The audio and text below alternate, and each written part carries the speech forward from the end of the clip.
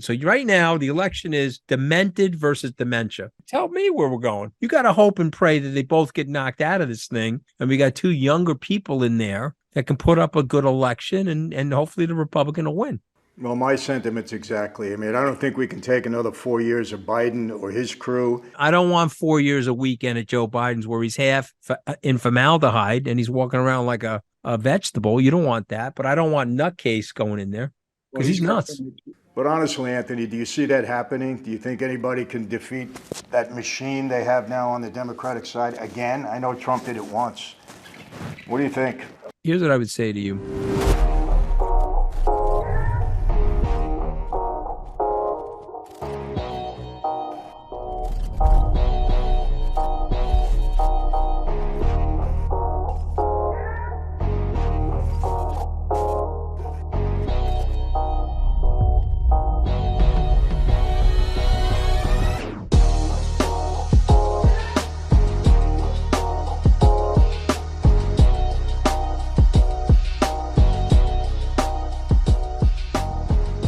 Hey everyone, welcome to another Sit Down with Michael Franzese. Hope everybody is doing well. All is very good, very blessed on this end. As always, I give God all the praise, honor, glory, and thanksgiving for that. Before we get started, I just want to report little Jet Michael is approaching 2 weeks old. He's doing terrific, fabulous kid. Everything is great, and such a joy. And I want to thank all of you for the many congratulations that I got, all the warm wishes. It's really heartwarming to get all of that from you. So, thank you very much. I feel like we got a little family together here. I hear from a lot of you a lot, the same people that always tune in. And I appreciate it very much. So thank you. And I'll keep reporting on little Jet Michael. All my grandchildren are great. That's number 7. But hey, every one of them are a blessing. That's for sure. I'm heading to Australia on October 1st.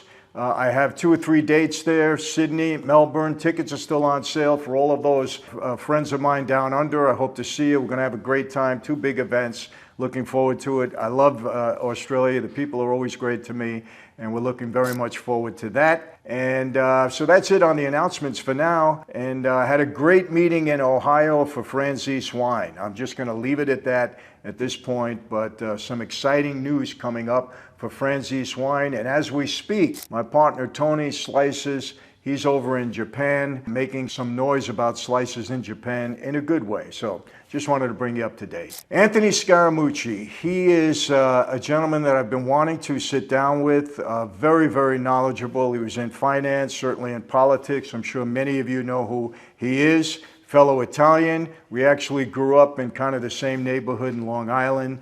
When I came from Brooklyn, moved out to Roslyn. He was born and raised in Port Washington, neighboring cities, neighboring towns. So we have a lot in common there. And of course, our Italian heritage, which we're both very proud of. I went one way, he went the other way. So, kudos to him for doing the right thing.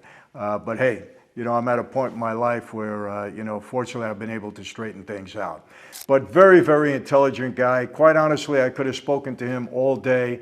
We are going to get together again sometime when I'm in the city or he's out here my way. But he's got a tremendous perspective on what's going on in America. And you know how I feel, people. To me, it's all about the issues, not so much the politics, even though they blend in together. For me, these are issues that are affecting our lives, that we want to talk about and deal with and we want to be enlightened of. I know all of you don't have time, to get into the political scene all the time, to get on television and watch the news and just really be informed. So for those of you that watch me, I appreciate it. If I can give you any information, give you my perspective on things, maybe, some ways where we can improve what's going on in this country, that's what I do. Great conversation I look forward to with Anthony. Like I said, he's got a great perspective. You know that he was with Trump for a while. He was communications director for Trump for a short period of time. He knows Trump intimately well. I'm sure he's going to have some things to say about him. Some of you will like, some of you don't like, but I leave that up to you. One thing I like about Anthony, straight shooter. He doesn't mix words. He's honest. He tells you the way it is. And I love that about him. So we look forward to that. Here it is without any further hesitation. Anthony Scaramucci. Start off, let me ask you this, since it's so hot today, what's your views on what's going on in the southern border? I mean, I got a lot to say. I hope you don't mind, Michael. I mean, I want to apply historical context because I think it's important for people to understand where we were and where we are and how we got here. And we go through cycles like this. And so let me just say this first, if you don't mind. After the Civil War, when we effectively were trying to break the back of black and white racism and ending slavery in the country, they totally mishandled the restoration of the country, the reformation of the country, the 40 acres of the mule, all that stuff did not work in the United States. Lincoln's death really hurt us. Johnson was a terrible president. And then you led into a series of scandals, and then you got the robber baron era. And the robber barons were very unsensitive to the working class and very unsensitive to the teeming immigrants that were coming into the country. At that time, they were coming in legally, as you know, your parents did, or grandparents, my grandparents did. But when they got here, they were sort of mistreated. You know, Jacob Riis, a Dutch journalist, he was close to Teddy Roosevelt. He took them down into the tenements south of where I'm talking to you from in East New York. And he said, this stuff's going to fall into each other and these immigrants are going to die. And then that started happening. And so Roosevelt was the police commissioner. He went to the building codes commissions and he reformed all the building codes. And there was a movement. Roosevelt, a Republican, was a progressive. Okay, so what that meant at the time is we have to be more inclusive to middle and lower middle income people to save our civilization. Because every time the rich take too much off the top, the middle and poor, they get very, very upset, and they either have a revolution or a reformation of the government somehow, okay? And this is going back to ancient Greece. And so Roosevelt said to his fellow rich people, you know, we sort of got to knock this off, because if we don't knock it off, we're going to have a huge problem, okay? Henry Ford got it. Okay, whatever you want to say about Henry Ford, liking Adolf Hitler, not liking him, he got it. He once said, listen, I got to make my employees make enough money so that they can pay their kids' education, they can buy themselves a nice house, and they can afford the car that they're making, okay?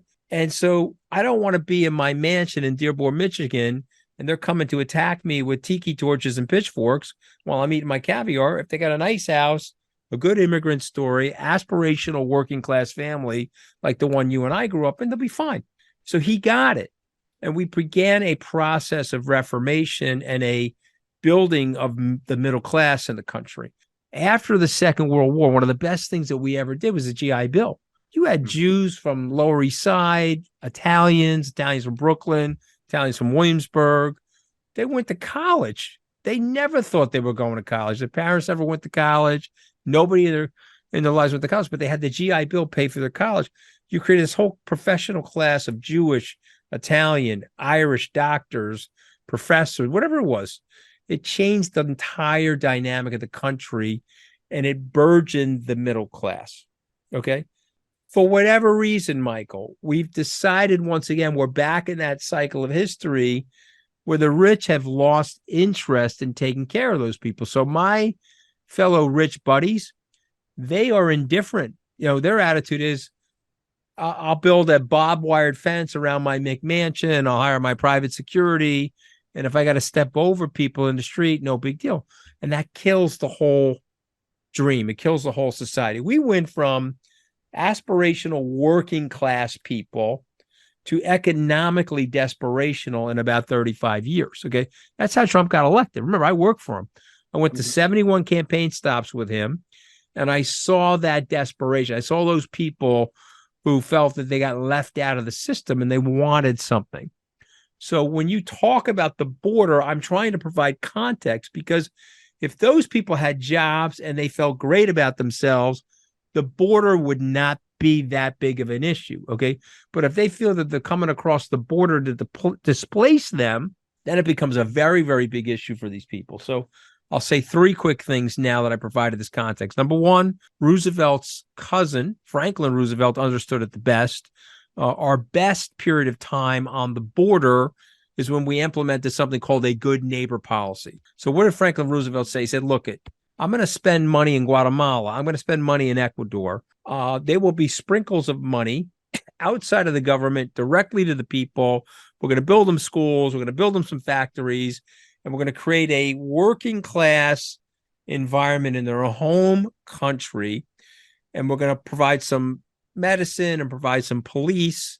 You could look it up. It's called the Good Neighbor Policy. And we're going to do that, which will keep them in their countries. And we stopped doing that. About 35 years ago, Reagan cut the aid on that. I love Ronald Reagan. I'm not, but he cut the aid on that. He was working on other things. He was trying to defeat the Soviet Union. And we never properly restored the aid. He gave a great speech about this at the end of his presidency.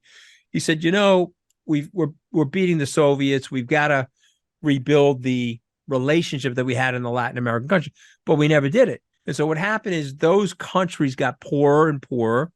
The dictators down there were taking the money, again, rich people at the top, poor people at the bottom, rich taking too much. The poor are desperate. They're running for the border, Michael. Okay. Yeah. Now, Milton Friedman, the most conservative economist who I loved, he once said, if you have a welfare state, which the United States does, we have Medicare in the country, we have welfare, aid for dependent children, we have Social Security, we have a welfare safety net of the country. If you have a welfare state in the country, you got to have a very tight border, because market forces will dictate that the people will run across the border to participate in the welfare state. So you got families, Michael, that are running 800 miles from Guatemala, Ecuador. They're bringing, newborn babies. They're trying to get themselves into the country to save themselves. So it's a terrible thing. But here's the thing. You could spend 15 or $20 billion at the border and stop them. You could build the wall. You could put hundreds and hundreds of people down there. Some of these politicians are saying put the military down there. Or you could do what Roosevelt did, which is say, okay, I got to create some economic. They're not going to do it themselves. When we say America first, America first, America first, I got very bad news for those people. America can't be just about America, because it's America. America is the greatest country that has ever existed in civilization. It is a melting pot of immigrants. Your family story, my family story. Unless you're Native American, you got here on a boat, a plane, something. You came in and you're working it, and you're working it for America. So these people that are coming in illegal, of course, we shouldn't have illegal immigration. I'm not for illegal immigration. We have to enforce the law, but we could be so much more helpful to ourselves if we just went back in history and looked at what worked versus what doesn't. So I know there's a very long-winded answer, but I want to apply context for your listeners so they can understand why I'm saying this. Okay. So if you say to me a simple question, what do you think is going on at the border? We got to enforce the border. We got to stop the people from coming in illegally. Totally agree with that. But we also, if you want to have less of them come in and lower the price of enforcing the border, put some money in their countries and stop them from making the decision from leaving their country. All right, I'm done. I'm sorry to be so long-winded. But when you put an Italian on a podcast with another Italian, that's what happens. Sorry. No, that's okay. And I appreciate it. It was very informative, because some of those things I didn't know. I did know about the Good Neighbor Policy that was in effect at one point. But let me ask you this. Is it not suspicious that Joe Biden comes into office, the Democrat administration, and all of a sudden the borders are wide open? There's really no plan whatsoever. You have these people coming into now blue state sanctuary cities. They can't handle them. It's overwhelming them. Well, that's the hypocrisy of the left. What do you think the agenda is behind this, Anthony? Well, okay. So listen, I've been in politics. I've been in the rough and tumble environment. So, I can explain the hypocrisy. Okay. So they figured out that if they give the people the money, they'll vote for them. Okay. Tammany Hall, Boss Tweed, he sent flyers down to the Deep South.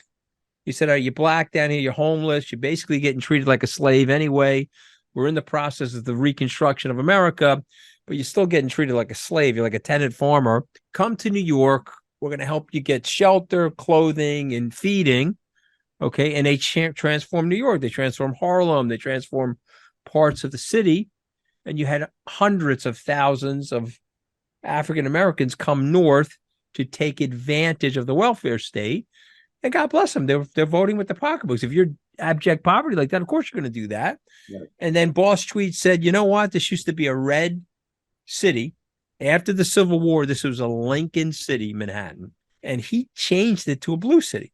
Okay. And so all of these cities took the same playbook. Chicago, Detroit, Newark, you pick the city, show up. We're going to take care of you. Now you're part of the welfare state. You're in our system. What did Daniel Patrick Moynihan say about the system? It's defining deviancy downward. Okay. And so now what happens is you got a system in place. So the Democrats are like, let's bring more people in. You bring more people in, they become dependent on the government. They're going to vote for us. We'll knock out all the other competition. I don't care because I'm not here to serve the people. I'm actually here to serve myself. It's more important for me to maintain my power. You got these people that are 200 years old. They're running for office. Nancy Pelosi, no problem. 83, let's do it again. Joe Biden, I'm 80, let's do it again. Trump, 78, let's go. They don't want to give any young person a chance. The guy, Chuck Hagel, I think he's George Washington's grandfather or some shit like that. He's probably 300 years old. He keeps running for the Senate in Iowa. And, he can barely do it. Dianne Feinstein, they're rolling her around in a wheelchair. We've turned the Senate into a nursing home. We turned the White House into assisted living. So why are we doing this? Now, let me tell you why we're doing this. Because a very large group of people have stepped out of politics in this country. They have grown apathetic. The system did that to them because there was, everyone's sitting around saying, I don't want to vote for Joe Biden. I don't want to vote for Donald Trump. You know what? That's what I'm going to end up voting for. One of those two. Okay. And the system, when Reagan was there and you had GIs, and you had guys coming out of the Second World War, you had guys coming out of Korea or Vietnam, there was more civic virtue in the country and people were motivated to try to get the right people in place in the country. But now you got gerrymandering, and you got that whole process where, let me just say this to your viewers and listeners. Are you in a real democracy if the candidates are picking the voters? I thought the voters are supposed to pick the candidates.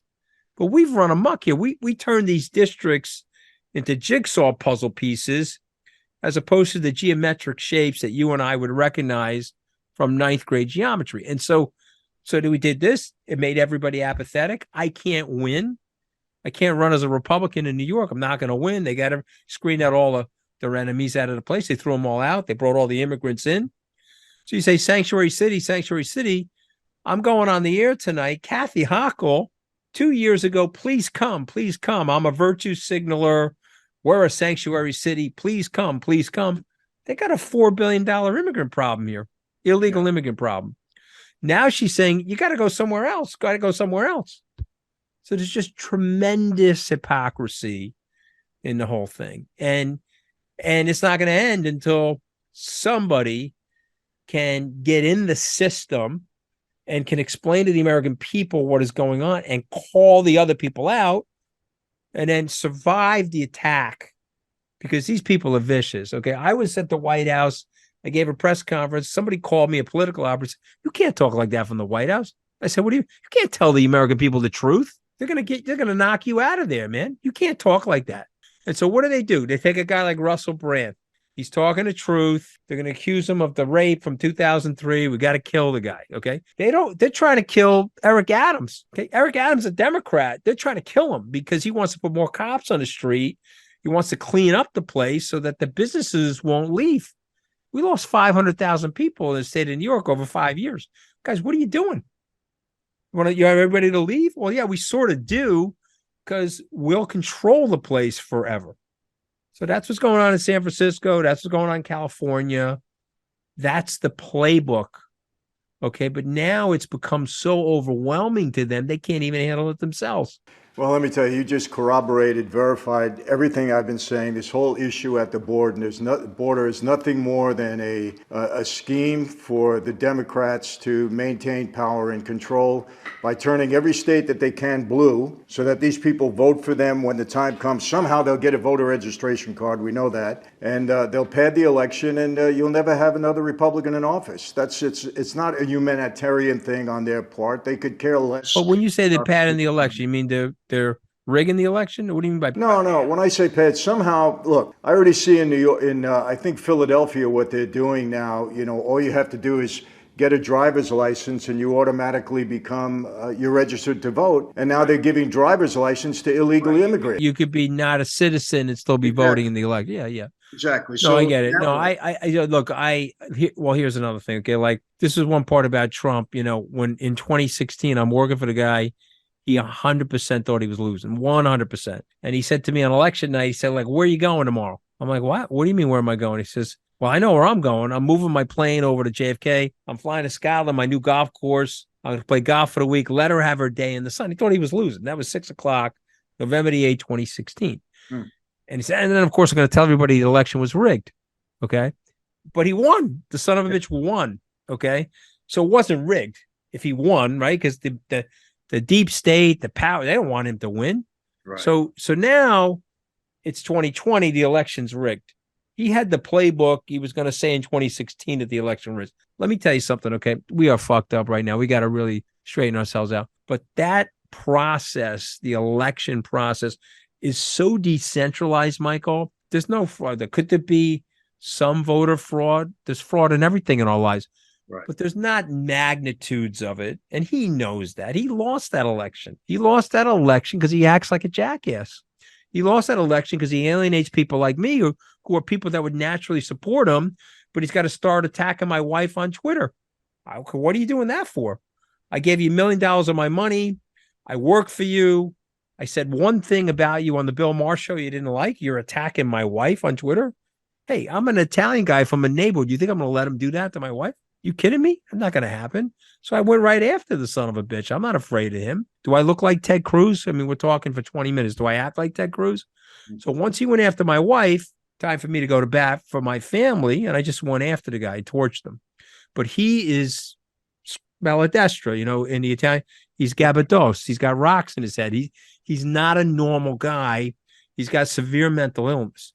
So you got to get somebody else. Like I tell people, it's like the light beer commercials, same policies, less crazy. Get DeSantis, although he's a little stunad, he probably won't make it. Get Christie, Nikki Haley, get somebody in the mix, Michael, same policies, less crazy. You don't need this nut in the White House again. Trust me, he is nuts and he will do very stupid and very harmful things to the country. Flip side is you got a choice between demented, which is Trump, and dementia, which is Biden. So right now, the election is demented versus dementia. Mm-hmm. You tell me where we're going. You got to hope and pray that they both get knocked out of this thing. And we got two younger people in there that can put up a good election and hopefully the Republican will win. Well, my sentiments exactly. I mean, I don't think we can take another 4 years of Biden or his crew. I don't want 4 years a weekend at Joe Biden's where he's half in formaldehyde and he's walking around like a vegetable. You don't want that, but I don't want nutcase going in there because he's nuts. He's got too much baggage at this point, and he'll hurt the country, Michael. Trust me, he'll hurt the country. I've seen him in operation. He'll hurt the country.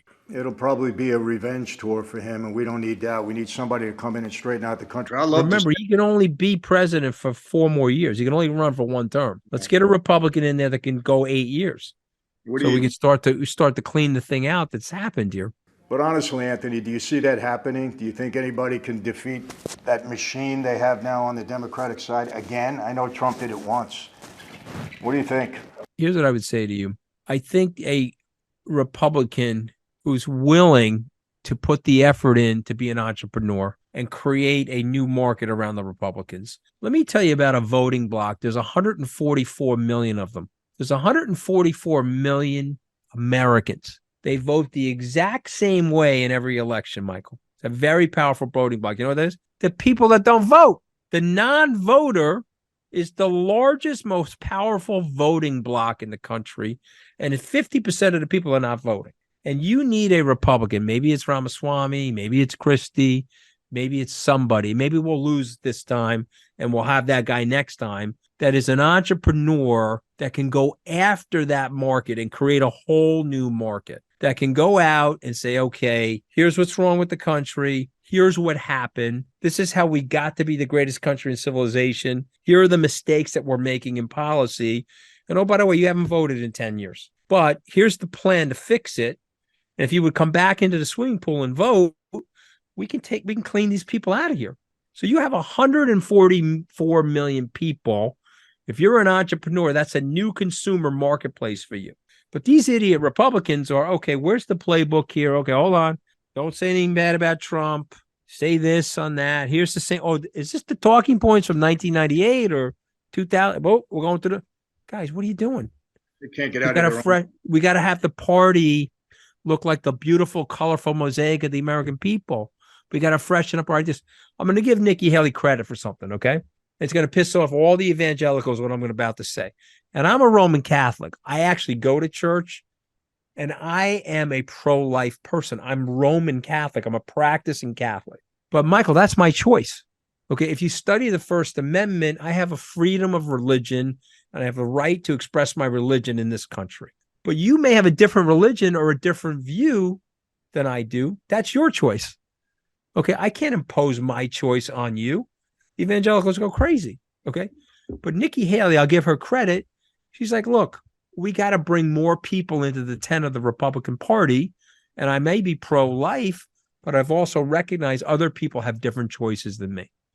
That is an innovative concept, and the Republicans need to adopt more of that thinking so that they can get their ideas about peace and prosperity, muscular defense, less regulation, more border control, more migrant control at the border, in place. You see what I mean?